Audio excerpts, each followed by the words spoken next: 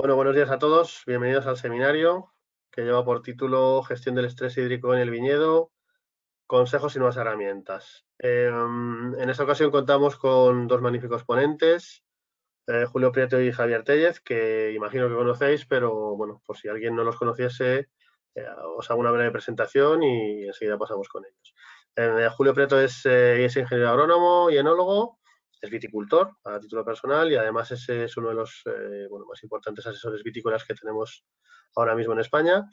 Y bueno, tiene asesorías tanto en España como en varios países del extranjero, en Francia, me parece recordar, en Turquía y en alguno más. ¿Vale? Tiene experiencia en viñedos de prácticamente todo el mundo.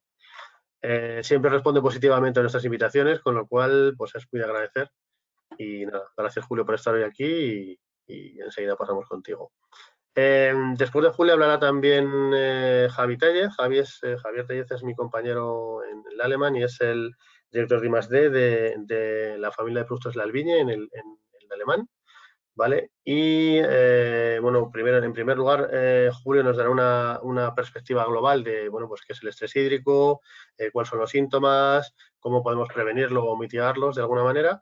Y luego Javi nos contará un poco ya en concreto un nuevo desarrollo que ha hecho el grupo El Alemán de un producto para precisamente o bien tratar de prevenir o tratar de mitigar los efectos del estrés hídrico, como os digo. Y nada, directamente, Julio, gracias por venir, todo tuyo. Gracias a vosotros. Dame el mando cuando puedas, Héctor, para que pueda compartir la presentación. Nada, oye, lo primero, daros las gracias a todos por asistir. Yo creo que es bueno, no lo hemos hecho adrede, pero es un día casi ideal, ¿no? Porque está lloviendo después de muchos días por casi todos sitios. Entonces, bueno, vamos a aprovechar que estamos haciendo trabajo de oficina. Agradecer al Alemán, como siempre, la invitación a estos seminarios, que hoy es de agradecer, y vamos a meternos en harina, ¿no? Ya estáis viendo la pantalla, ¿no? Entiendo que sí. Sí, se ve, Julio. Sí. Vale. No está en modo completo, no está en pantalla completa, pero se ve. Sí, vale. No es que como me veo... Dime cuándo quieres que ponga los sondeos, ¿vale? Sí, mira, lánzalos ya y así yo voy haciendo la introducción y la gente va contestando. Bueno, la idea es que hacer un pequeño sondeo, pues para que tener una idea de cuál es vuestra situación, porque vamos a hablar un poco de estrés hídrico y alguna herramienta o estrategias que nosotros utilizamos para la gestión del estrés hídrico. Y bueno, quizás yo no soy un experto en fisiología y no os voy a hablar de fisiología porque creo que estaría entrando en campos que yo no soy una referencia, pero sí que os voy a explicar, bueno, las consecuencias que estamos teniendo en el campo, las consecuencias que sufrimos cada día en nuestras explotaciones y cómo estamos intentando darle solución desde el punto de vista práctico de gestión de viñedos, ¿no? Que al final es de lo que bueno, tenemos que conseguir estrategias y herramientas que nos permitan gestionar mejor la planta frente a un estrés, ¿no? Estrés hídrico no quiere decir que haya ausencia de agua, porque evidentemente ahora las plantas en muchas zonas han pasado todo marzo sin una lluvia y están los suelos completamente secos y no hay estrés hídrico. ¿Por qué? Porque la planta no está generando una absorción de agua a nivel radicular, sino que está brotando con sus reservas. Entonces el estrés hídrico se produce cuando la planta es, digamos, una consecuencia directa de la carencia de disponibilidad de agua, ¿no? Entonces, ya están los sondeos. Si quieres te los muestro. Sí, los vemos. Y así... no sé dónde los veo. A lo mejor tú no los estás viendo. Bueno, nos dicen que regadío 15%, secano 39%, ambos 46%. Vale.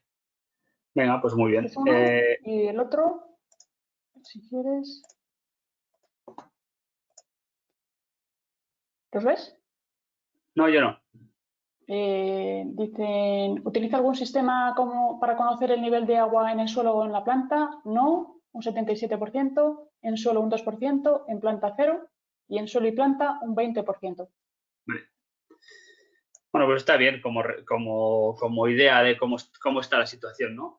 Bueno, por un poco el registro vitícola y los datos de la viticultura en general en España, sabemos que es netamente de secano, ¿no? El regadío se ha ido imponiendo últimamente y sobre todo se está imponiendo lo que es el peso en la superficie, ¿no?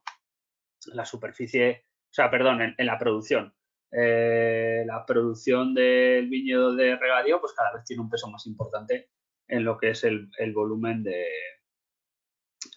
uva que se produce en España, porque al final es el regadío es el que está garantizando la producción de agua y esto es debido pues a esta situación que tenemos, pues que cada vez menos precipitaciones y temperaturas más altas que hace que los secanos pues realmente se vean comprometidos a la rentabilidad, ¿no?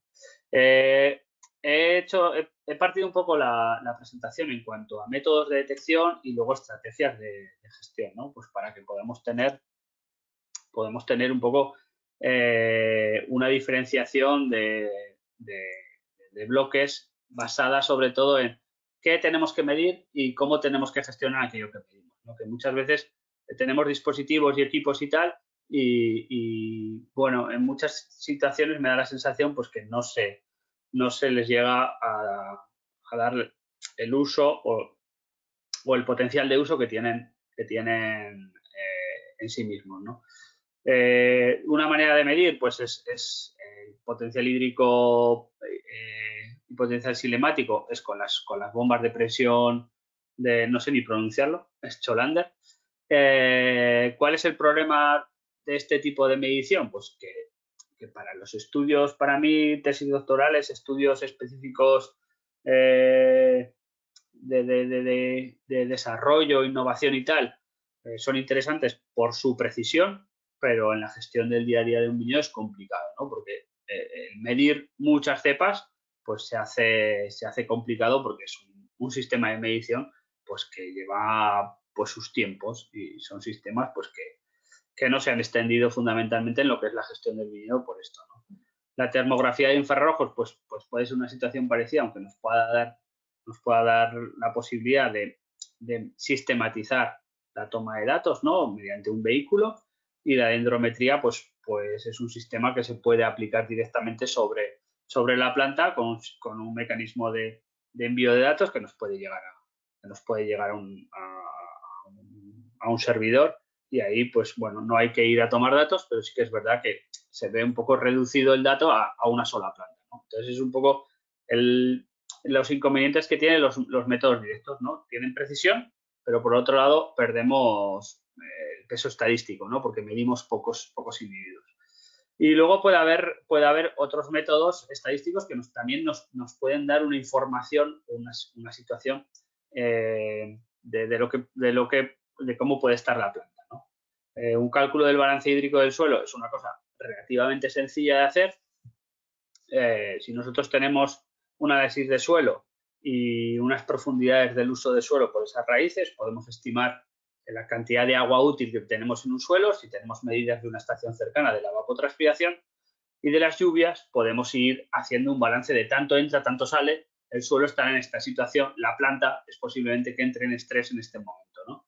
Entonces son una información quizás menos precisa, pero que también que nos permite tener una visión más general de lo que está pasando en nuestra región, ¿no? No tanto en una planta en concreto, sino con una región más amplia.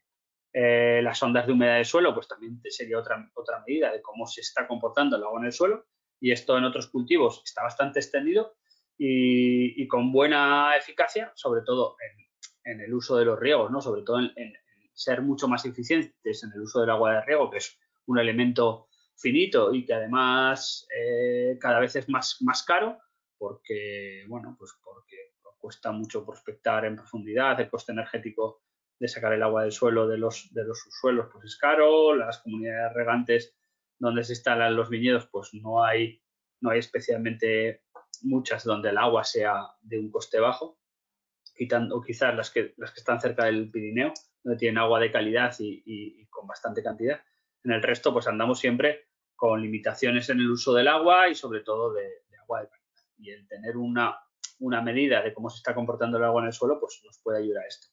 Pero luego hay otras medidas que podríamos tomar de manera directa, que tienen un pequeño coste y se pueden hacer más o menos rápido, pues que también nos van a indicar un poco la situación de la planta, ¿no? El diámetro de los pámpanos, el peso de la valla, el volumen de la valla, el diámetro de la valla, la temperatura de la hoja, el crecimiento de los pámpanos, son medidas indirectas que nos pueden dar un indicativo de cómo está la planta, ¿no? Cuando tenemos los pámpanos curvados, pues sabemos que hay un crecimiento vegetativo y que la planta no está en estrés, ¿no? Y eso es un indicador muy claro de que ahí no se está produciendo ninguna necesidad de aportación hídrica, ¿no? Y sin embargo, muchas veces ves fincas que se está regando, ¿no? Y es un agua que se está perdiendo, lo que va a inducir es a más crecimiento vegetativo y otros problemas derivados, ¿no?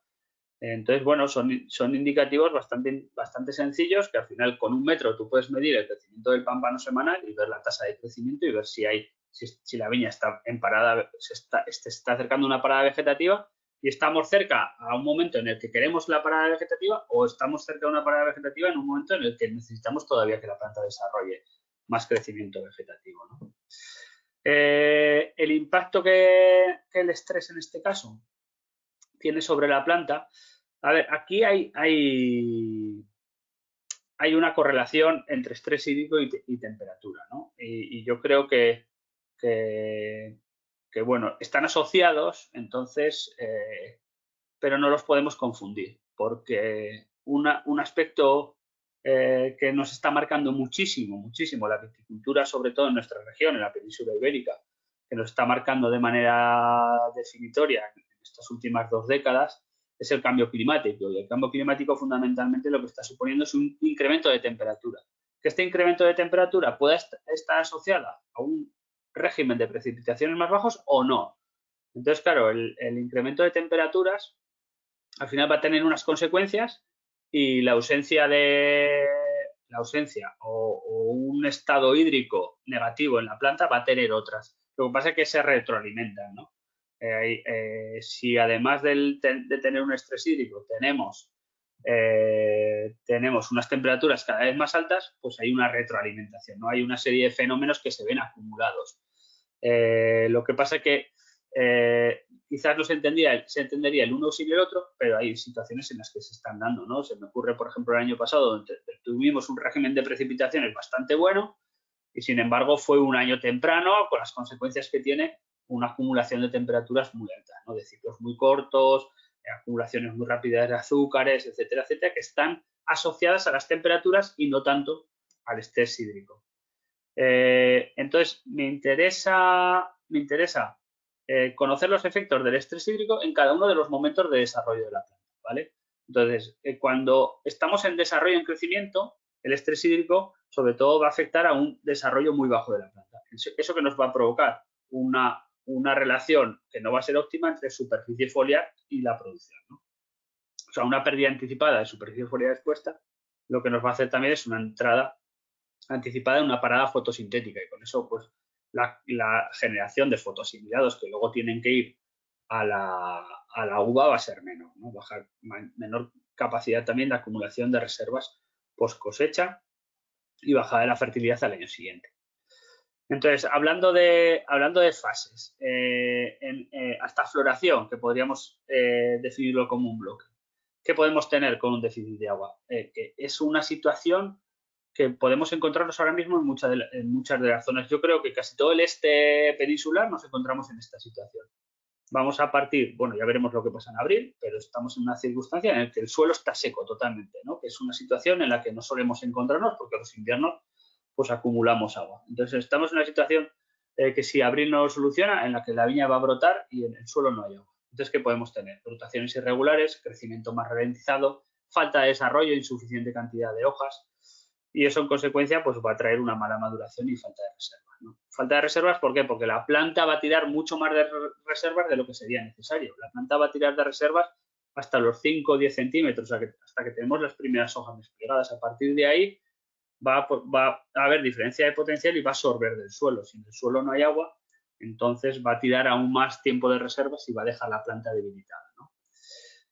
Por lo tanto, el año siguiente vamos a tener una repercusión el año siguiente incluso. O sea, el estrés hídrico de manera anticipada se ve repercutido incluso en los próximos años, ¿no? A no ser que tengamos un otoño en la que la planta pueda revertir esta situación y tengamos un periodo post cosecha muy benigno y pueda acumular reservas suficientes. También digo que hay diferentes comportamientos entre unas variedades y otras, porque en un caso puede detener la actividad, en otros casos puede seguir la actividad a riesgo de su supervivencia, ¿no? Incluso a quedarse agotada de reservas. Desde floración a envero, pues en este periodo sobre todo definimos el tamaño de las bayas. Entonces, si en este periodo hay estrés, una importancia muy grande va a ser en que el número de células y sobre todo la elasticidad de las células va a ser menor. Es de gran importancia sobre todo en tintos, porque la correlación entre pieles y pulpa no va a ser la misma, ¿no? Vamos a tener tamaños de bayas pequeños, indudablemente. Y esto en un momento dado, pues vemos que cada vez es más negativo en nuestras condiciones, ¿no? Porque si esto lo asociamos luego a más calor durante la maduración, tenemos bayas muy pequeñas que concentran muy rápido los azúcares, con lo cual tendremos maduraciones luego también más lentas. Y eso se está definiendo 2 meses antes, pero es en este periodo en el que se va a definir el tamaño celular y la cantidad de células. En este periodo, ya veis, es necesario un déficit, pero sin llegar a que sea excesivo, ¿no? O sea, un déficit podría ser interesante porque prepara la planta para la siguiente época, pero no que le genere un estrés elevado, ¿no? Durante la maduración, pues el agua va a ser el factor más determinante, porque lo que más hace la planta es llevar agua a los racimos, que es fundamentalmente de lo que se van a hinchar. Y sobre todo un déficit muy prolongado podría generar una parada fotosintética, ¿no? Y en ese caso, pues sobre todo producción de menos azúcares, menos peso de baya y sobre todo maduraciones. En el caso extremo se producen maduraciones incompletas, ¿no? He visto situaciones en las que las uvas se han llegado a quedar a medio de enverar, ¿no? Porque la planta ha llegado a un estrés tan grande que se han quedado en mitad del proceso. Si tuviéramos una variedad que es capaz de reponerse después de este estrés y vinieran precipitaciones, es capaz de volver al ciclo, pero esta es la diferencia un poco de las variedades isoamílicas y anisoamílicas, ¿no? Unas son capaces ahora me pilléis y me preguntéis cuál es cuál, pero unas son capaces de volver a recuperar la actividad pese a un periodo muy grande de estrés, siempre que no hayan perdido una gran cantidad de masa vegetativa, y las otras. Claro, el impacto más grande, al final, nosotros como hacedores de vino que somos, ¿no? Como elaboradores de vino, nuestro objetivo principal es hacer uvas para hacer vino. No somos productores de fruta. Producimos fruta para hacer una elaboración. Lo que vendemos es el vino. Entonces, la importancia sobre todo es la composición de esta uva para los vinos, ¿no? Claro, la reducción de efectos asimilados va a ser fundamental, pues, porque tenemos vinos pues, con menos estructura, menos color, menos antocianos, compuestos aromáticos diferentes. Esta asociación a las temperaturas altas puede generar lo que hemos hablado, ¿no? O bien una parada fotosintética y tener las maduraciones incompletas, o bien una pasificación, una deshidratación y en ese caso pues tener unas concentraciones de azúcares muy altas, que nos van a repercutir de manera muy negativa en el impacto organoléptico del vino. En la calidad, pues lo que vemos, ¿no? Sobre todo un desequilibrio en las uvas que nos van a dar vinos desequilibrados, ¿no? Porque al final con el peso en alcoholes muy claramente diferenciado en la maduración fenólica, etcétera, etcétera, ¿no? Al final lo que tenemos bajas acideces, cuando tenemos impactos bastante importantes en lo que va a ser la redondez de los vinos. Y también asociada a temperaturas altas, lo que vamos a tener nos puede dar dos circunstancias, ¿no? O podemos tener vendimias muy tempranas, porque al estrés hídrico le ha ido asociado a temperaturas muy altas y deshidrataciones, o podemos tener vendimias excesivamente tardías porque las maduraciones se han visto paradas, ¿no? Esto suele ser muy típico de tempranillo, cuando llega un estrés hídrico muy importante, como es una variedad que no para su actividad fotosintética, pese a que esté llegando a un momento crítico, pues lo que hace es, en un momento dado, colapsa. Y si colapsa con 10 grados y medio, pues colapsa con 10 grados y medio y muchas veces puedes esperar un mes después a que vengan condiciones mejores, pero la planta no va a reactivar, ¿no? final lo que vamos a tener es, podemos llegar a tener no un incremento de azúcares, sino una pérdida de volumen y vendimiamos con un poco más de azúcar, pero por pérdida de volumen, por pérdida de agua. Y eso, pues bueno, pues al final nos va a traer asociados desequilibrios importantes en la uva, ¿no? Porque ya habremos perdido totalmente la acidez málica y el málico se habrá abrasado por el tema de las temperaturas y el propio tiempo, y los pHs de esos mostos son terriblemente altos, ¿no? ¿Qué métodos podemos utilizar para la reducción del impacto del estrés hídrico? Pues vamos a ver una serie de estrategias. Claro, la más directa, digamos, que podemos tener en un viñedo de secano es el aclareo de racimos. ¿Qué hacemos? Antes de que se produzca el estrés hídrico, quitamos parte de la producción para que la planta tenga menos órganos a los que alimentar, ¿no? A los que nutrir. Y en este caso, pues le estamos quitando la mitad de la producción, pues con la mitad de recursos podrá llevarlas a cabo, ¿no? Entonces, puede ser el mecanismo más directo en cuanto a la gestión del estrés hídrico en secano, o uno de los pocos que tenemos en secano, una de las pocas estrategias que yo utilizo como herramienta para adelantarme a que se produzca un estrés hídrico. Otra estrategia podría ser estrategias basadas en el retardo de la maduración, y ahora veremos que tenemos varias. Ahí en la foto tenéis un deshojado temprano, pero ahora veremos varias y qué implicaciones tiene. Claro, la primera, más sencilla, sería el riego, ¿no? Y luego sería la otra sería la aplicación. Ahí os he puesto transpirantes, pero habría otras herramientas. Y Javier os va a hablar de alguna de ellas bastante interesantes, ¿no? O sea, digamos, sería aplicación de sustancias que en algún momento o lo que nos permiten es bajar la transpiración o preparar a la planta de manera orgánica frente al estrés que viene, ¿no? De tal manera que cuando se supere ese periodo de estrés lo haga en mejores condiciones, ¿no? Y veréis un poco más en la segunda parte de la presentación esos aspectos. ¿Qué estrategias tenemos en el retardo de la maduración? Pues tenemos mecanismos de competencia. ¿Qué pasa antes de hablar de estos? ¿Qué pasa con casi todas las estrategias basadas en el retardo de la maduración? ¿Qué queremos hacer? Que la maduración venga más tarde. ¿Y que venga más tarde qué quiere decir? Que venga más metido el otoño. Que venga más metido el otoño, intuimos que va a venir con temperaturas más bajas y con precipitaciones. Entonces estamos un poco intuyendo que no siempre tiene que ser así, que el retardo de la maduración nos puede implicar unas mejores condiciones en envero maduración, porque se va a producir más tarde, en un periodo más fresco, ¿no? Con menos condiciones de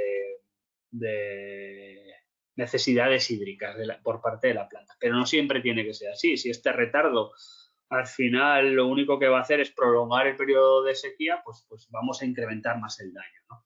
¿Por qué? Porque si lo que estamos retardando el ciclo es en el periodo de primavera, estamos desaprovechando una época en la que normalmente sí que tenemos buenas condiciones hídricas, no hay precipitaciones, etcétera, etcétera, y la planta hídricamente suele estar en buenas condiciones para su desarrollo. Entonces, por eso digo que en este aspecto del retardo ya veremos si es bueno o es malo, ¿no? Porque, por ejemplo, uno de los mecanismos basados en la competencia puede ser no poda, una poda mínima. La poda tardía, aumento de carga, y esas tres estrategias van a implicar indudablemente más necesidades de agua, ¿no? Porque si no podo, lo que voy a tener es más pámpanos, más racimos. Claro, sí que vamos a retrasar el ciclo de maduraciones, pero a base de necesitar más nutrientes y más agua. O sea, como estrategia para lo que estamos hablando no nos vale. La poda tardía pasa un poco parecido. Si nosotros hacemos una poda tardía, imaginaros, de aquí a 7 u 8 días, podemos retrasar hasta 15 días el ciclo. Claro, porque ya ha brotado parte de los pámpanos de la parte superior, lo cortamos y hacemos que las yemas de abajo empiecen la actividad, ¿no? Entonces podemos retrasarlo, incluso si hacemos una poda tardía muy extrema, hasta un mes, ¿no? El ciclo vegetativo. Pero claro, la planta ya ha gastado todas sus reservas para brotar. Necesitamos tener plantas con mucha disponibilidad hídrica para poder recuperar esa actividad, además en un periodo en el que si nos metemos hacia verano podemos tener riesgo. Entonces, para mí son estrategias que quizás quedan un poco muy encorsetadas donde hay buena disponibilidad de agua. Luego que puede haber estrategias basadas en una menor fotosíntesis. Pero claro, también están un poco basadas en eso, limitación de la fuente sumidero. O sea, ¿qué querría decir? Quitar muchas hojas, ¿no? Si nosotros quitamos muchas hojas, lo que hacemos es parar a la planta, lo cual nos lleva un poco a la misma situación. Luego necesitaremos unas condiciones hídricas importantes. Quiere decir que todas estas estrategias están muy pensadas en cuanto a la temperatura, o sea, luchar contra temperaturas extremas que nos están dando maduraciones muy tempranas, pero quizás van en contra con la otra derivada del cambio climático, que es precipitaciones cada vez más inciertas y un régimen hídrico cada vez más complicado, ¿no? Entonces, ahí os digo que estas estrategias, el problema que tienen es este, ¿no? Que si estamos dependiendo de un régimen hídrico que está muy limitado, cada vez más condicionado, pues no me valen, ¿no? Como estrategias. Quizás los deshojados basales que alguna vez os he explicado en otros seminarios, el momento de floración puede ser interesante porque lo que hacemos es reducir cantidad de producción y ahí sí, porque estamos reduciendo cantidad de producción en un momento temprano.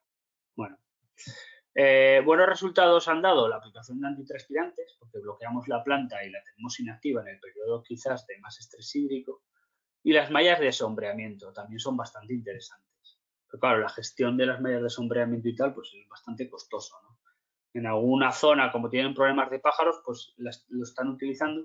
Pero claro, son interesantes aplicadas sobre todo sobre la superficie foliar, no tanto sobre la uva. Entonces, si las utilizamos frente en este caso, los pájaros, y la estamos poniendo sobre los racimos, no son tan interesantes, ya que generan compuestos no deseados, ¿no? Por el excesivo sombreamiento de la parte productiva, pues generan pues una serie de, pues no, pues al final vamos a tener más piracinas, etcétera, etcétera, que de la otra manera que si solo la pusiéramos sobre la parte vegetativa sí que tendríamos una reducción de la actividad fotosintética de cara a ralentizar un poquito la transpiración. Claro, otros mecanismos que nos vamos a plantear en la siguiente parte del seminario quizás son más interesantes, ¿no? Claro, los eclareos de racimos ya los hemos visto, son bastante interesantes, pero tienen dos aspectos perniciosos, que son el coste que tiene en sí mismo hacer una eclareo de racimos y la pérdida productiva, ¿no? Entonces, otra opción puede ser las estrategias que os hemos comentado alguna vez con los productos, que lo que nos hacen es adelantar la maduración fenólica. ¿Para qué? Para ajustarla a ese desajuste que estamos teniendo cada vez más de la maduración alcohólica, ¿no? Digamos que traernos a la maduración fenólica al punto de la maduración alcohólica. No centrarnos tanto en cambiar ese aspecto que no podemos modificar tanto del efecto de la temperatura sobre la planta, pero sí que decir, oye, pues si podemos hacer que la planta, esos productos fenólicos los haga en menos tiempo, vamos a poder vendimiar la uva antes. En este caso, antes de que la planta entre en un periodo de estrés importante o basando una estrategia en no perder tanta producción, peso de valla más alto, etcétera, etcétera. Y luego también mecanismos basados en defensa de la planta. Vamos a inducir a la planta estrategias, que será un poco lo que se hablará Javier más adelante, para recuperarnos antes del estrés hídrico. Vale, prefiero dejarlo aquí para que nos dé tiempo a que se pueda hacer la parte de Javier y así luego que nos dé un poco más de tiempo al debate, porque luego en los seminarios lo que nos está pasando es que nos falta tiempo para resolver dudas y a veces casi son más interesantes que la propia charla en sí, ¿no? Porque vamos a cosas quizás más específicas que puedan tener más utilidad para vosotros. Entonces, yo le doy... No, esto de turno de preguntas, olvidaros. Le doy el mando a Javier, que creo... Venga, que creo ya que se lo he pasado. Un millón de gracias, Julio. Muy interesante. Bueno, hay un montón de preguntas que, como bien dices, al final reunimos las tuyas y las de Javi y las planteamos todas al final, ¿vale? Para ver un pequeño debate. Venga. Gracias, Julio. Nada, Javi, cuando quieras, ¿vale? Turno de Javier Tellez, director de I+D del Albiñe en el alemán. Hola, a ver si puedo, para tomar el control. Pilar, ¿se lo pasas, porfa? ¿Me podéis pasar? Ya lo tiene. Ya está como presentador. Vale. Ya veis mi pantalla, creo, entonces. Sí, Sí, sí, sí. se ve. Perfecto, pues gracias chicos, gracias Julio por la presentación y bueno, por supuesto gracias a todos por asistir a este nuevo seminario del Aleman y del Albiñe. Y bueno, aquí vamos a empezar la segunda parte del seminario presentándoos una nueva herramienta pues precisamente para esto que estamos hablando, ¿no? Facilitar esa gestión del estrés hídrico en la viña. Y bueno, antes que nada, dejadme que os haga unos breves comentarios sobre el Aleman y nuestra actividad principal, que es desarrollo y producción y comercialización, principalmente de levaduras, bacterias y sus derivados. Y también os lo presento porque es importante que conozcáis esto para que entendáis también mejor lo que voy a presentaros más adelante. Entonces, a partir de levaduras, bacterias, también otros microorganismos, otros hongos, el Aleman está presente en diferentes industrias. Y el proyecto La Albiñe en concreto pues nace de la colaboración entre la enología y Blanker y es un proyecto pues englobado dentro de la Aleman Enología. Y bueno, pues gracias a toda esta gran experiencia trabajando con microorganismos, pues hemos podido desarrollar esta nueva herramienta que pasa a formar parte de la gama de la Albiñe, de productos para el viñedo y cuyo nombre es la Albiñe ProHidro. Bien, ¿cuál es la finalidad del Albiñe ProHidro? Bueno, pues lo estamos comentando, es el tratamiento con este producto va a permitir que las cepas se adapten mejor a las condiciones de estrés hídrico, de forma que puedan resistir mejor estas condiciones y también recuperarse mejor después de sufrir episodios de estrés hídrico. Aquí, por supuesto, imagino que surgen varias preguntas sobre cómo conseguimos esto con la aplicación y cómo conseguimos estos objetivos, ¿no? Bueno, antes de ir con las respuestas, pues indicaros que esta aplicación pues se encuentra en proceso de patente, una patente que se ha presentado recientemente en la Oficina Española de Patentes y Marcas. Bien, empezamos a dar respuestas ya a cómo la Albiñe ProHidro va a mejorar la adaptación, la resistencia de la planta a las condiciones de estrés hídrico y por qué va a incrementar la recuperación después de que la planta sufra este estrés hídrico. Bien, en primer lugar, la Albiñe ProHidro va a aumentar la actividad fisiológica de la planta. Al experimentar la planta tratada menores síntomas de estrés, va a conseguir presentar pues, valores de fotosíntesis, conductancia estomática y transpiración más activos que una planta no tratada. Va a mejorar los valores de potencial hídrico foliar, demostrando que efectivamente esta aplicación permite que la planta sufra menos estrés hídrico. Va a mantener una mayor elasticidad de los tejidos vegetales, lo que le va a permitir pues, una recuperación más rápida de la cepa una vez que se hayan restablecido los niveles de agua en el suelo. Ese mejor comportamiento fisiológico pues, va a conllevar una composición de uva más equilibrada, que lógicamente tendrá un impacto pues sobre la calidad del vino final. Además, cuando los efectos del estrés hídrico pues, son suficientemente intensos para afectar componentes del rendimiento, y principalmente me refiero aquí al peso de valla, lógicamente peso de valla que puede verse limitado pues, por una menor multiplicación celular en la fase 1 de crecimiento de la valla, o por una mayor deshidratación, incluso por quemaduras solares debido a esas condiciones de estrés hídrico, pues la mayor actividad fisiológica y mejor recuperación gracias a esta aplicación va a permitir obtener un rendimiento mayor. O dicho de otra forma, la pérdida de rendimiento por estrés hídrico será menor en la cepa tratada. Bien, ¿qué es la Albiñe ProHidro? Pues, ¿y cuáles son sus características? Bueno, pues hablamos de un producto 100% natural que es una mezcla de derivados de microorganismos. Es decir, como os explicaba antes, desde el Aleman, o donde el Aleman puede aportar toda su experiencia y conocimientos en microbiología, en este caso, pues puestos al servicio de la viticultura y la enología. ¿Cómo debemos realizar la aplicación? Bueno, se trata de un producto en polvo que debemos diluir, añadir a la cuba de tratamiento para su aplicación mediante pulverización foliar. Nuestra recomendación es realizar de 3 a 5 aplicaciones, ¿vale? Empezando estas aplicaciones con anterioridad a que aparezcan los síntomas de estrés. Siempre lo mejor, ¿vale? Julio nos ha explicado en su presentación cómo empezar a detectar estos síntomas. Pues a los primeros síntomas, incluso antes, sabiendo que la previsión de temperaturas, de precipitaciones y de acuerdo con la capacidad de riego que tengamos, pues tratar de forma preventiva anticiparnos a esas condiciones de estrés. Por regla general, recomendamos empezar las aplicaciones después de floración y bueno, pues llegar al menos pues hasta en torno a cierre de racimo, o incluso si depende también de cuando hagáis vuestros tratamientos, pues al periodo, esas semanas que puede haber entre cierre de racimo e inicio de enero. ¿Por qué empezar al final de floración como recomendación general? Bueno, pues tener en cuenta que se considera que una planta de vid tiene un consumo estacional de agua en torno al 50% en el periodo entre cuajado y envero.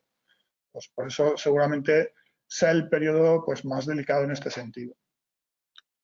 Pero también es cierto que en ciertas zonas, en algunos años, estas condiciones de estrés hídrico pues, aparecen antes de la floración, ¿vale? En ese caso, van a tener un impacto muy perjudicial, como nos decía Julio, sobre el crecimiento de los pámpanos, el desarrollo de hojas, y en este caso, si los síntomas pueden aparecer con anterioridad a la floración, pues recomendamos ampliar a 4 o 5 aplicaciones, ¿vale? Y como veis, bueno, pues intervalo de aplicaciones de 14 días y dosis de 1 kilo por hectárea. Bien, ¿por qué hemos considerado que es clave trabajar en el desarrollo de esta nueva herramienta que es la Albiñe Prohidro? Precisamente para mejorar la adaptación y la resistencia de los viñedos al estrés hídrico. La verdad es que seguro que ya sabéis la respuesta, porque conocéis perfectamente las condiciones de nuestra viticultura y, bueno, pues oiréis noticias de otras muchas regiones vitivinícolas mundiales que también se enfrentan a este problema. Yo voy a dar simplemente unos breves apuntes para explicarlo. Y como sabréis, pues bueno, hay muchos factores diferentes que van a afectar el estado hídrico de la planta. En primer lugar, factores que determinan la demanda atmosférica, como la radiación solar, la temperatura y la humedad del aire, el viento. Pero, por supuesto, también es clave para este estado hídrico de la planta lo que ocurre en el suelo. Por supuesto, el nivel de agua que tenga en el suelo, ya sea por los riegos, por las precipitaciones, su textura y estructura, el propio desarrollo radicular de la cepa, que sea mayor o menor, más o menos superficial. Todo esto va a influir en la disponibilidad hídrica de la planta. Y dentro de eso, además, la planta, por supuesto, va a tener sus sistemas para regular su actividad en función de esa disponibilidad.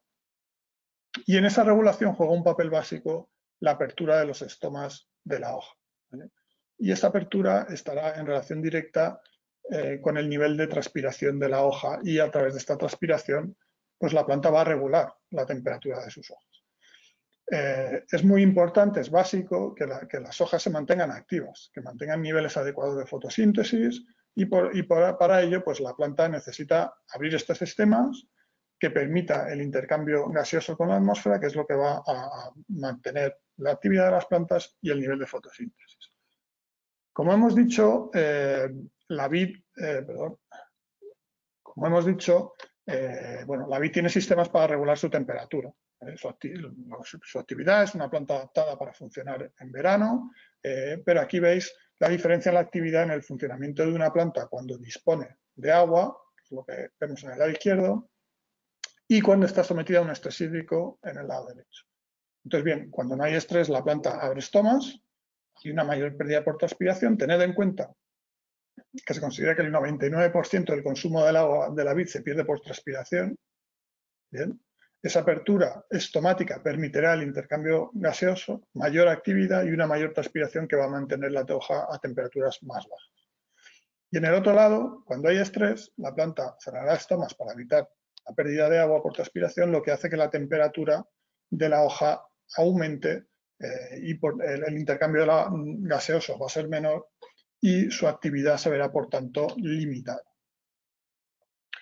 Y bueno, la vid efectivamente tiene mecanismos de regulación, pero bueno, ya conocéis nuestras condiciones, los límites o los limitantes que pueden llegar a ser, además con el agravante que también comentaba Julio de la situación actual de cambio climático, del calentamiento global, que aumenta la demanda atmosférica por el aumento de temperatura Y esto, pues bueno, al final va a disminuir la disponibilidad hídrica para la planta. Porque aunque es cierto que de media no llueve menos, sí ha cambiado la distribución de las lluvias. Y evidentemente no es lo mismo que nos lluevan 400 milímetros bien distribuidos en el año que nos caigan unas cuantas chumbas de agua que a lo mejor nos dejan 100 litros en 12 horas. Y estos cambios nos están llevando a periodos sin lluvia más prolongados, que están llevando a su vez a una mayor incidencia de sequías y además cada vez periodos más prolongados de estas sequías. Aquí, por ejemplo, veis comentarios de algunos expertos en viticultura que están trabajando en estudiar el impacto del cambio climático en el viñedo y bueno, que nos dicen que lógicamente la evapotranspiración aumenta con la temperatura y por lo tanto un clima más cálido es también un clima más seco, incluso cuando las precipitaciones no disminuyen. También que el aumento de la temperatura media aumenta la necesidad de agua para la termorregulación de las plantas. Es un poco lo que estábamos hablando. Por esto consideramos clave pues, el desarrollo de una herramienta como el Albiñe Prohidro para mejorar la gestión hídrica del viñedo en estas condiciones. Condiciones que vamos a llamar, digámosle, como cada vez más desafiantes para la propia supervivencia y capacidad productiva de nuestros viñedos y por tanto también más desafiantes para los viticultores. Y bueno, aquí os traigo unos datos de una región vitícola, por ejemplo, del norte de Italia, que puede servir de ejemplo de cómo efectivamente se está produciendo esta distinta distribución de las precipitaciones y podéis ver que a lo largo del ciclo entre abril y septiembre, ¿vale?, que está mostrada por la línea de puntos que veis, pues se marca una tendencia claramente descendente, ¿no? Y fijaros que hablamos en los años 70 de 500 mililitros en esta época del ciclo de la vid y ya dentro del siglo XX pues estamos hablando de medias de 350 mililitros. Entonces, aunque no llueva menos, la distinta distribución pues está afectando, sí que está afectando el ciclo muchas veces. Y esta situación pues, está provocando un riesgo más frecuente de estrés hídrico durante el ciclo de la vid y está afectando la actividad fisiológica de la planta y esto pues está haciendo que se resienta la calidad de la uva y de los vinos resultantes, lógicamente. Y bueno, pues a Julio nos ha enseñado muchas fotos, también aquí tenéis alguna foto más de los efectos que el estrés hídrico puede tener en el viñedo, como es la senescencia y la escisión foliar prematura, especialmente de las hojas adultas, que van a ser las primeras en secarse y en caerse. Y esto, lógicamente, pues va a suponer un descenso importante de fotosíntesis. Son hojas, fuentes de fotoasimilados que van a dejar de funcionar, que van a dejar de estar activas y esto pues va a conllevar problemas en la maduración, ¿no? Muchas veces lo que se está produciendo es una maduración aparente, no real, porque hay un aumento de Brix, pero no es porque haya más síntesis de azúcares, sino por una deshidratación de la uva. Estamos perdiendo agua y eso está concentrando los azúcares, lo que nos da un Brix más alto, pero no porque se esté sintetizando más azúcares. Sin fotosíntesis no habrá esa síntesis de azúcares, por tanto, si estamos perdiendo superficie foliar activa por el estrés, pues estamos teniendo una maduración, como digo, aparente, pero no positiva. Y bueno, pues al final esta senescencia y pérdida de hojas en la zona especialmente en la zona de racimos, donde están las primeras hojas, las más adultas, pues va a dejar racimos más expuestos y esto pues nos va a llevar a una mayor deshidratación que bueno, sabéis que en zonas cálidas pues puede llegar a ser muy importante y esto, bueno, pues lógicamente tiene implicaciones pues muy grandes en cuanto a la pérdida de rendimiento, pero también, por supuesto, en la pérdida de calidad. Todas estas quemaduras, estas pasificaciones, pues van a tener implicación muy importante a la hora de la riqueza, la complejidad aromática y bueno, de sabores indeseables que no queremos luego que aparezcan en nuestros vinos. Bien, voy a pasar ahora a mostraros algunos datos para que veáis bueno, pues esto que os hemos dicho sobre el Albiñe Prohidro, sobre cómo puede ayudaros en esta gestión del estrés en el viñedo. Yo os traigo bueno, pues algunos resultados de varios ensayos científicos, por ejemplo, estos dos llevados a cabo por universidades italianas, la de Perugia y la del Sacro Cuore de Piacenza, con el grupo de Stefano Poni. Y bueno, indicaros, como veis, que en el primer caso trabajamos con 3 aplicaciones, comenzando a final de floración, y en el segundo con 5 aplicaciones. ¿Vale? En este caso alargamos las aplicaciones porque empezamos a final de floración también, pero bueno, alargamos un poco más las aplicaciones. Y también hemos trabajado en España pues para desarrollar este producto, lógicamente, por ejemplo, pues dentro del marco del proyecto Fresh Wines, a lo largo de 3 años, pues sobre la variedad Tempranillo, en colaboración con el Itacil, trabajando con Jesús Juste y su grupo. Y en este caso, bueno, pues el protocolo seguido también ha sido el de 3 aplicaciones, comenzando al final de la floración e inicio del cuajado. Y bueno, mostraros algunos resultados. Estos están relacionados con la actividad fisiológica, la fotosíntesis, conductancia estomática y la eficiencia en el uso del agua, que es el cociente de los 2 parámetros anteriores. En este caso hablamos de plantas en maceta, en las que se fuerza el estrés hídrico, ¿vale? En este caso forzamos el estrés hídrico en este periodo, entre el 20 de julio y el 8 de agosto, ¿vale? Marcado por las 2 líneas discontinuas. Vemos que el nivel de fotosíntesis, pues el efecto positivo, ¿no?, que tiene el tratamiento con el albiñe-prohidro, justo tras la aplicación, aquí tenéis los momentos de aplicación marcados con las flechas, también durante el periodo de estrés, cuando la fotosíntesis es más baja, y la gran diferencia después de que se restablezca el aporte de agua y se superen las condiciones de estrés, ¿no? En este caso, las plantas tratadas vuelven a niveles de fotosíntesis previos al estrés, pero no así las plantas no tratadas, que permanecen en valores que, como veis, pues, bueno, son mucho más cercanos a los que presentan en las situaciones de elevado estrés. También hay un aumento en la conductancia estomática y también en la eficiencia en el uso del agua. Es decir, con la misma cantidad de agua, pues la planta está más activa y trabajando más eficientemente. Y, bueno, pues destacaros esta gran capacidad de recuperación frente al testigo que han experimentado las plantas tratadas una vez hemos superado esas condiciones de estrés. Y esto, bueno, pues lo que nos comentaban los propios investigadores de este ensayo, es un claro síntoma de que los tejidos en las plantas tratadas se han mantenido mejor, sin perder su elasticidad, y esto les ha permitido recuperar la actividad de forma más importante y más rápida que a las plantas no tratadas. Bien, ¿qué sucede con los componentes del rendimiento, la producción? Bueno, pues como os hemos dicho antes, si las condiciones de estrés hídrico limitan funciones, por ejemplo, de multiplicación celular, que ocurre en las bayas durante la fase 1 de crecimiento de las bayas, o provocan deshidratación de las bayas, que pueden aparecer en las distintas fases de crecimiento, esto, pues, lógicamente va a marcar diferencias en el peso de bayas, por tanto, en el peso del racimo, y va a incidir en una mayor producción por cepa gracias al tratamiento. Y en cuanto a componentes del mosto, bueno, pues sucede un poco lo mismo.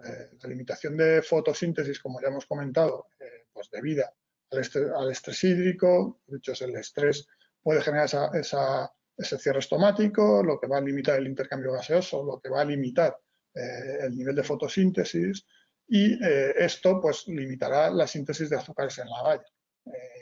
Y esto pues va a comprometer una buena maduración.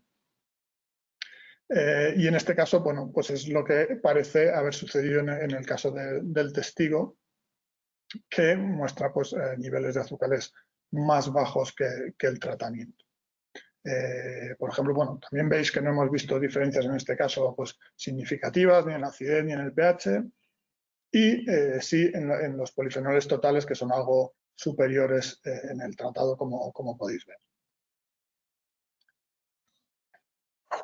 Aquí ya tenemos resultados en situaciones de campo, en viñedos comerciales.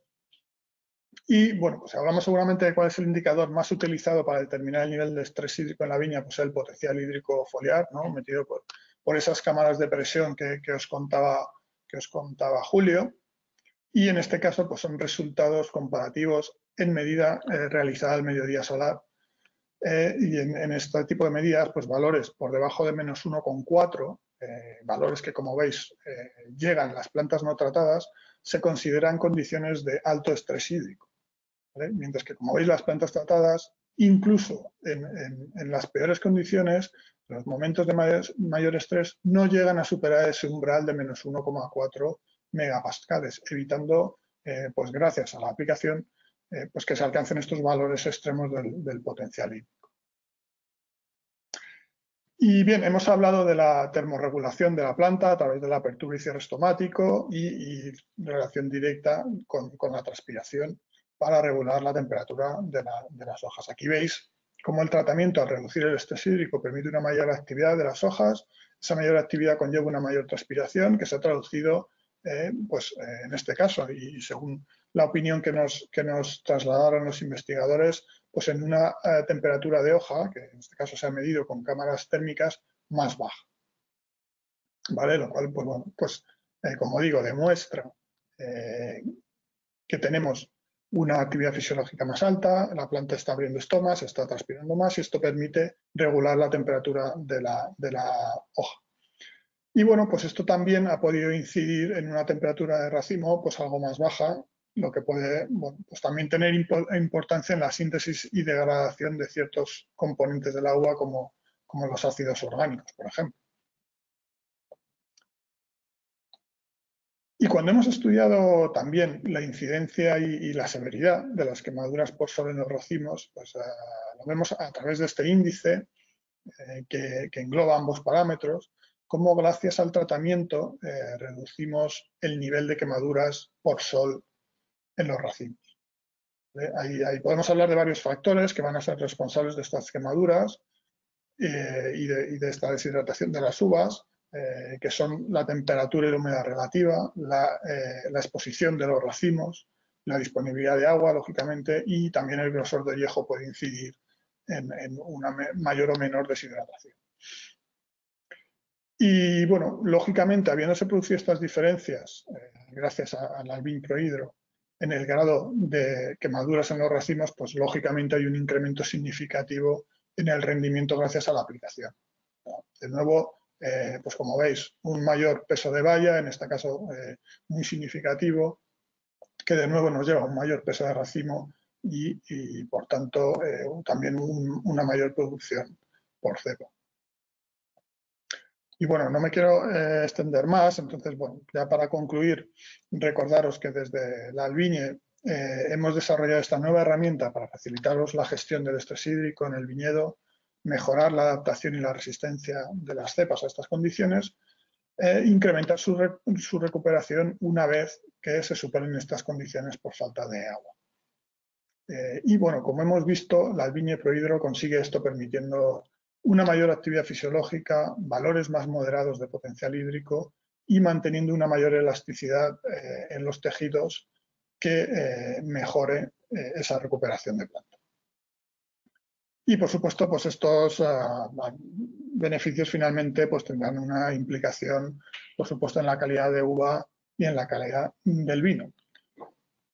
Y bueno, pues por mi parte nada más, si os parece bien y así dejamos, como decía Julio, tiempo para el debate y podemos pasar al turno de preguntas. Héctor. Sí, muchas gracias, Javi.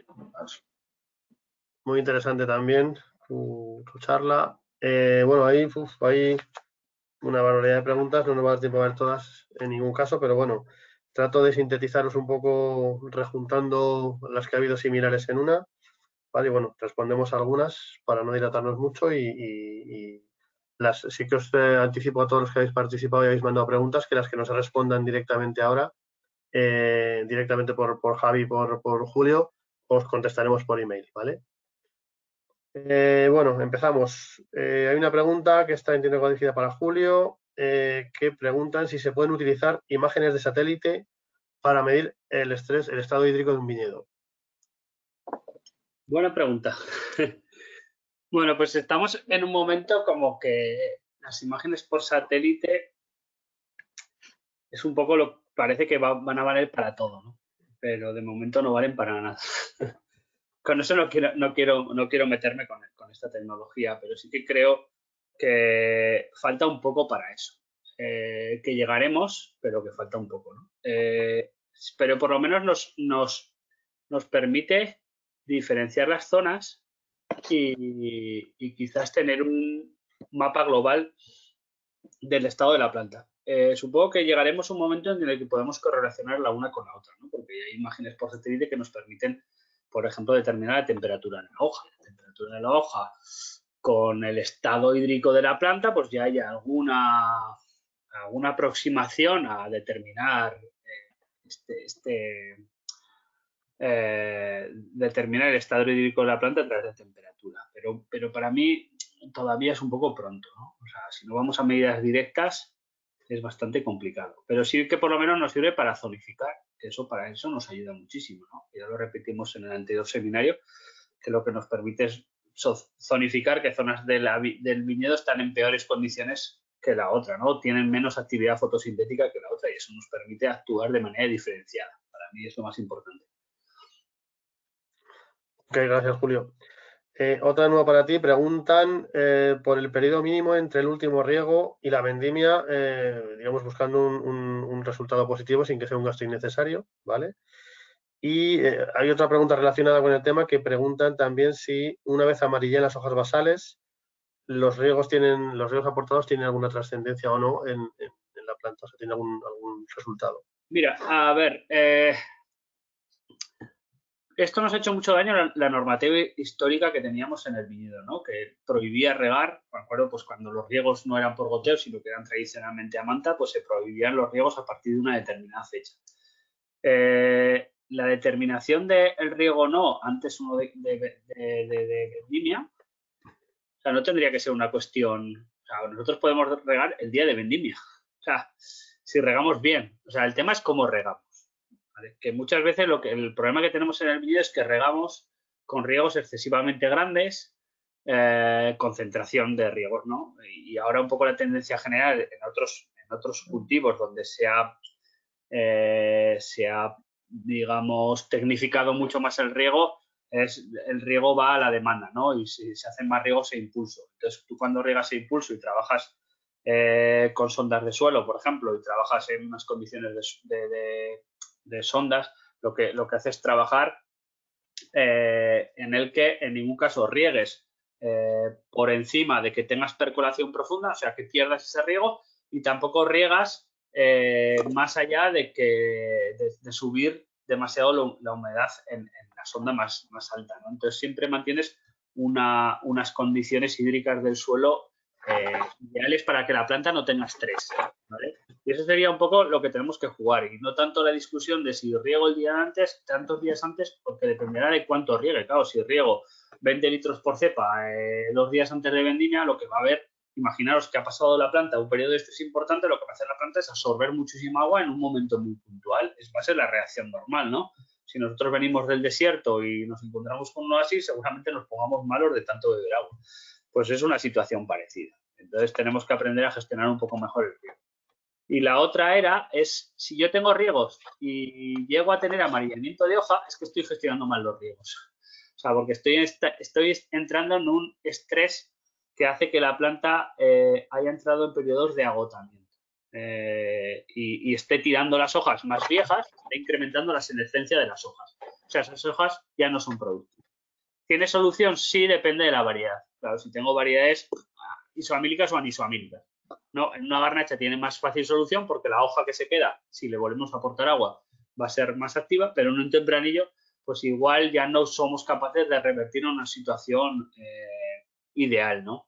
Podemos volver a tener actividad, pero no la que teníamos o la que deberíamos tener, ¿no? Por eso es tan interesante lo que nos ha comentado Javier. Fijaros la respuesta de la planta frente a un producto, una viña tratada o no. La respuesta post-estrés de una que prácticamente no es capaz de recuperar la actividad, la no tratada no es capaz de recuperar la actividad anterior al estrés, y la otra sí, ¿no? Y para mí esto me parece muy interesante porque son estrategias muy interesantes a la hora de hacer un estrés provocado en un momento dado porque queremos tamaños de valla más pequeños, pero que queremos luego volver a una situación de recuperar la situación hídrica de la planta para tener una maduración adecuada.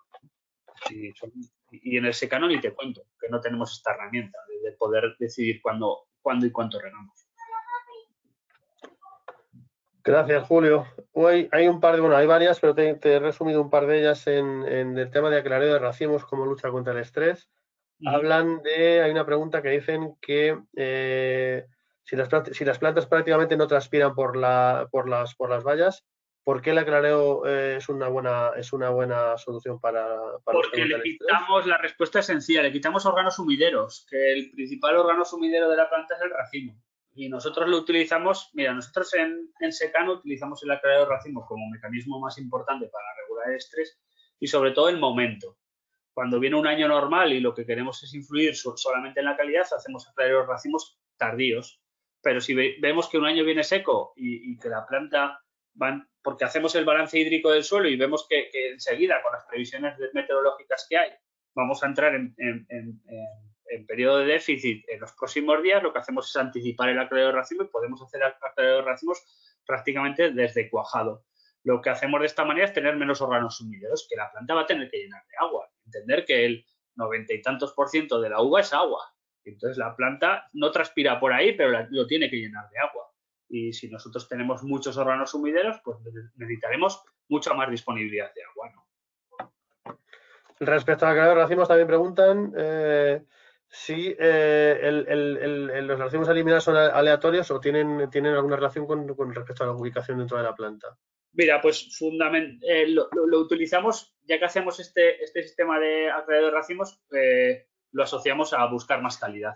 Y entonces lo que hacemos es, sí que es verdad, que intentamos en las zonas donde yo hago esto, que suele ser Valle del Ebro, zonas con veranos duros, que podemos tener problemas de pacificación, quitamos a ser posible los racimos que sabemos que vamos a tener problemas, que son los que les da el sol de la tarde, y o sea, los que están posicionados al oeste, y también buscamos quitar racimos que se toquen, ¿no? Para tener maduraciones más homogéneas.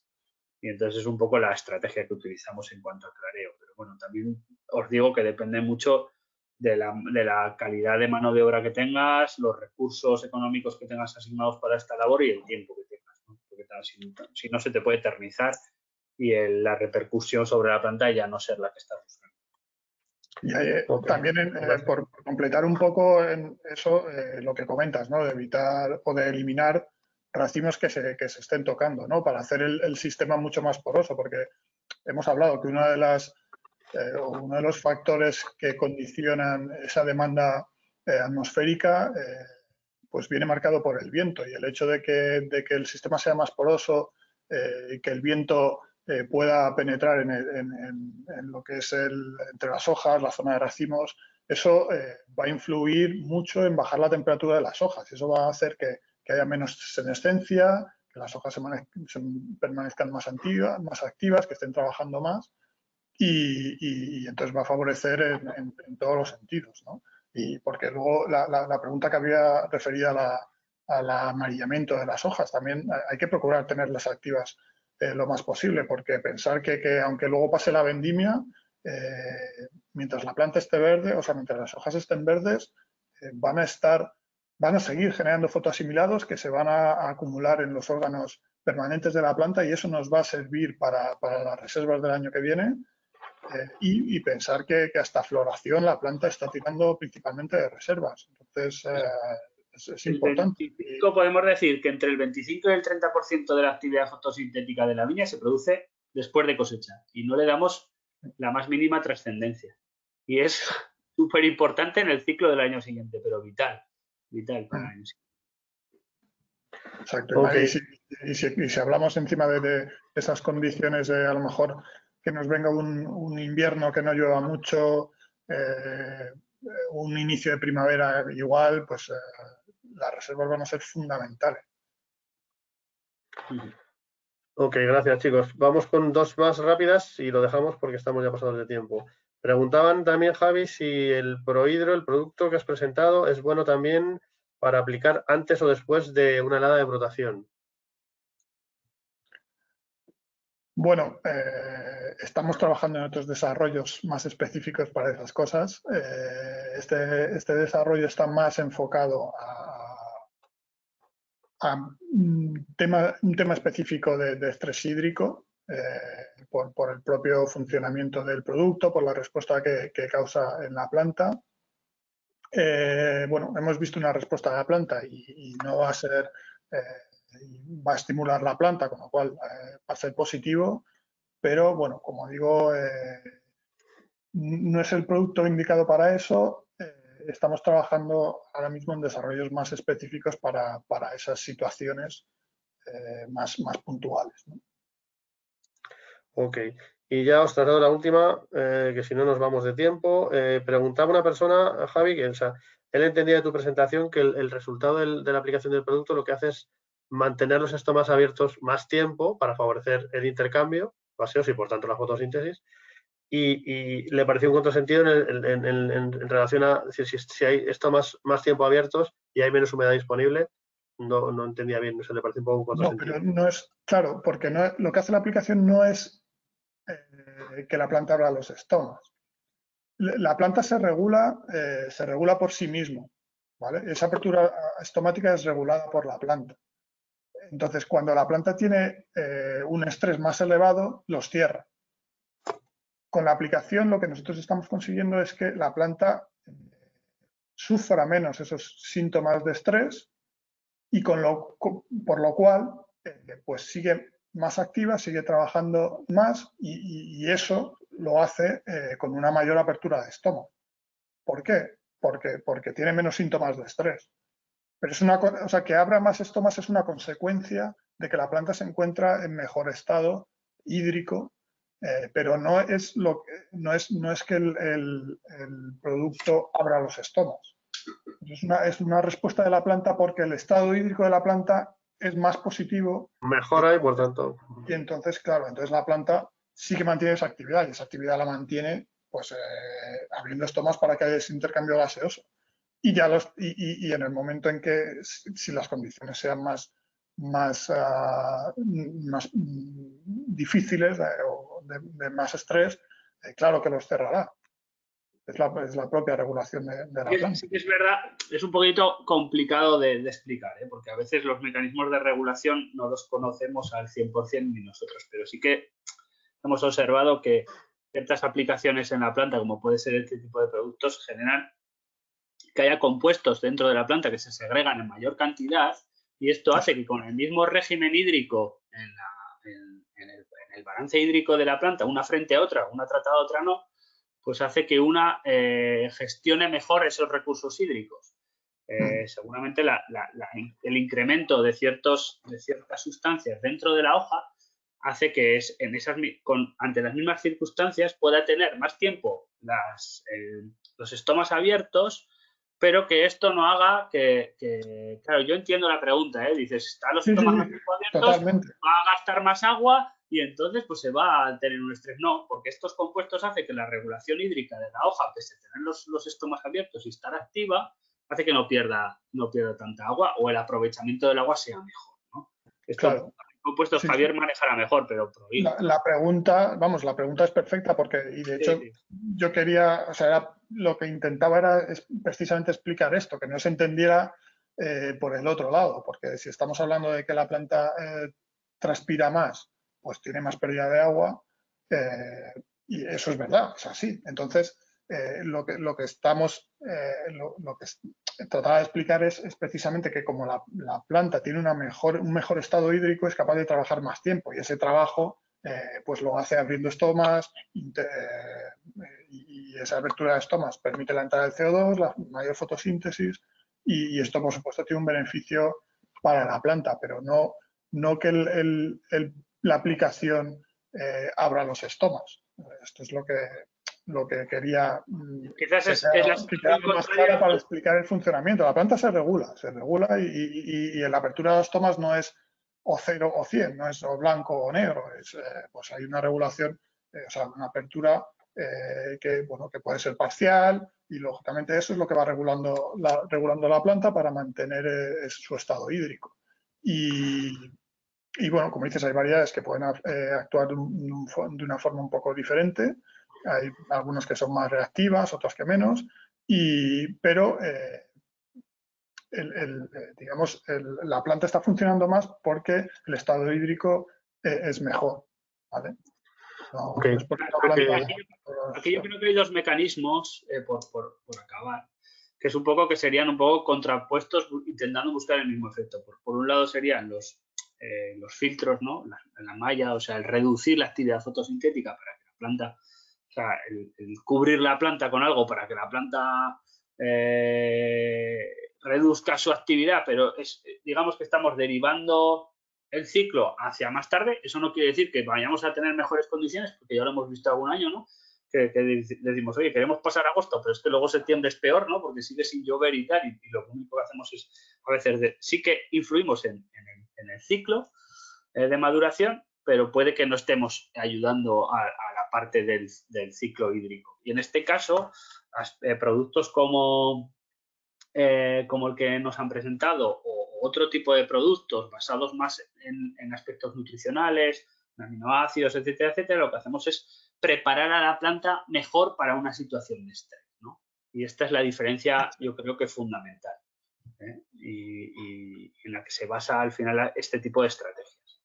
Y la verdad es que venimos observando que cuando tú preparas a la planta mejor para el estrés, tienes mejores resultados.